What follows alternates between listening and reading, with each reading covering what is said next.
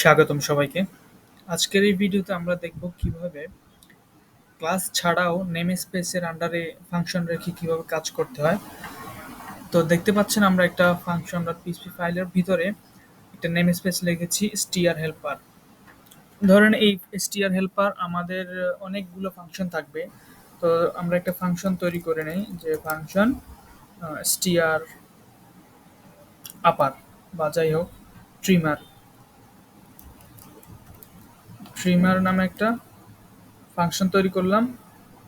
তো আমরা এটাকে str হেল্পার দিয়ে প্রিফিক্স করি নাই, সেটা একটু পরেই আমরা দেখব। আসলে এটা প্রিফিক্স হয়ে গেছে অলরেডি ট্রিমার। তো আমরা এখন এই ফাংশনে আমরা আর্গুমেন্ট নিব স্ট্রিং টাইপের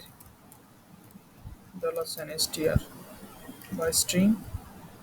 তো আমরা এটা রিটার্ন টাইপ বলে দেই স্ট্রিং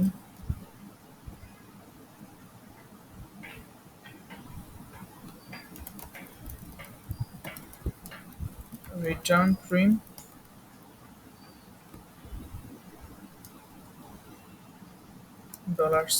$string। ওকে, আমাদের এই ফাংশন ট্রিমার এটা হচ্ছে str হেল্পার নেমস্পেসের মধ্যে। এখন এই ট্রিমারকে যখন আমরা কল দিব কোনো বাইরে থেকে, তখন কিন্তু আমাদেরকে str হেল্পার দিয়ে কল করতে হবে। বাট আমরা যদি এই নেম স্পেসে থাকা অবস্থায় এই ট্রিমারকে কল দেই, ধরুন হচ্ছে হাই হাই,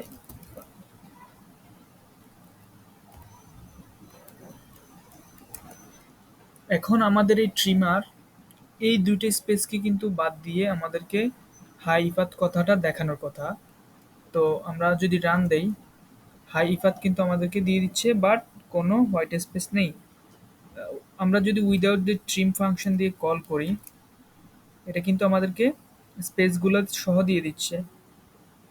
বাট আমাদের এই ট্রিমার ট্রিম করে স্ট্রিংটাকে আমাদেরকে দিবেন। ট্রিম ফাংশনের কাজ হচ্ছে সে স্পেসগুলোকে তার স্টার্টিং এবং এন্ডিং থেকে স্পেসগুলোকে রিমুভ করে দেয়। ওকে, তো আমরা এখন এই ট্রিমারকে কল করতেছি হচ্ছে ডিরেক্টলি গ্লোবালি, হ্যাঁ, কিন্তু আসলে এ কিন্তু গ্লোবালি নেই, এ কিন্তু আসলে str হেল্পারের ভিতরে আছে। আমরা এই ফাংশন কিন্তু str হেল্পারের আন্ডারে আছে। এখানে দেখুন str হেল্পার ট্রিমার। ওকে, এটা হচ্ছে ইন্টেলিজেন্সের কারণে আমাদেরকে হেল্প মানে সাজেস্ট গুলো করতেছে। বাট আসলেই কি এর মাধ্যমে কি আমরা কল দিতে পারবো কি?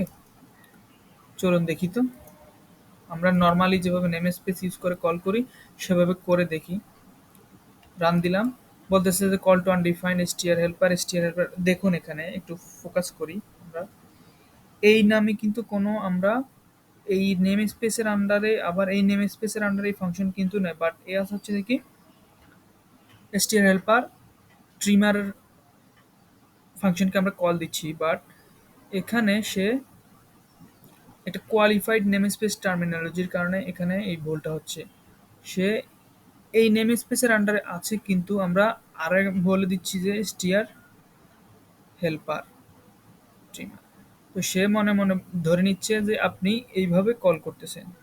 মনে মনে না, মানে হচ্ছে যে এটা আমরা একটু পরে ফিক্স করে দিচ্ছি। এখন এখানে এটা যদি আমরা বাইরে থেকে কল করি, আরেকটা নতুন ফাইল থেকে, আমরা যদি আরেকটা নতুন ফাইল নেই এখানে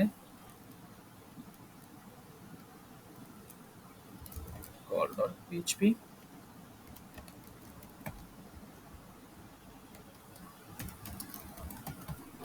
include once dot slash function. এখন যদি আমরা এখান থেকে কল দেই str helper trimmer function php string।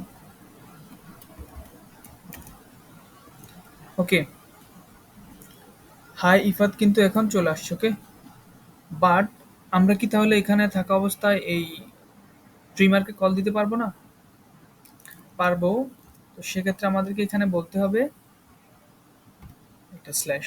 Just এটাই দিলেও হয়ে যাবে। তো এইটা আমরা স্পেসিফাই করে দিচ্ছি যে এইটাই এক্সাক্ট নেম স্পেস, মানে হচ্ছে কোয়ালিফাইড নেম স্পেস। হ্যাঁ, আপনারা যদি অনলাইনে সার্চ দেন what is PHP qualified name space, আপনারা আরও বিস্তারিত ডিটেলস পেয়ে যাবেন। বাট প্রবলেম, আপনারা বুঝতে পারছেন যে এইভাবে কোয়ালিফাইড নেম স্পেসের কলগুলো আসলে কীভাবে হয়, কেন হয় আসলে এরকম এররগুলো আসে। ওকে, নেম স্পেস দিয়ে আমরা শুধুমাত্র ক্লাসের ভেতরে না, ফাংশন, গ্লোবাল ফাংশনগুলোকে নেম স্পেসের আন্ডারে নিয়ে আসতে পারি। তো ধন্যবাদ সবাইকে, প্র্যাকটিস করবেন, হ্যাঁ।